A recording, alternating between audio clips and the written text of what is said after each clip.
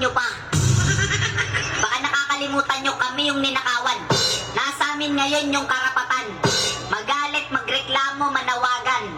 Sinisigurado ko lang kasi baliktad na ngayon yung biktima na yung kinakasuhan.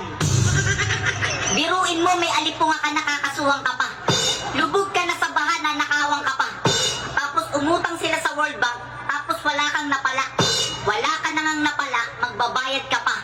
May utang ka na sa tindahan, may utang ka sa Bombay, tapos may utang ka pa sa World Bank. Di ba ang saya? Matatawa ka na lang sa inis eh. Wala na nga tayong napala sa inutang eh. Yung tax balak pang taasan eh. Yung laman ng utak nyo, puro pera na eh. Yung taong bayan, ginawa niya ng ATM eh.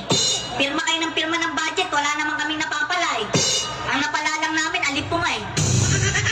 Biruin nyo, trilyon ang ninakaw, kahit sino manggagalaiti. Ang hinihingi ng taong bayan, justice sa accountability. Kung gusto nyo ng peace, magpakita kayo ng transparency. Hindi yung nagtatakipang kayo, tapos gagawin nyo pang witness yung pinaka-guilty. Yung nakawan sa gobyerno ngayon, garapala na. Kung yung kay Janet Napoles, 10 billion, ngayon trilyon na na. Nung unang pagputok ni Napoles, gulat na gulat yung bansa. Pero ngayon, sa tindi ng nakawan, si Janet Napoles naging amateur na.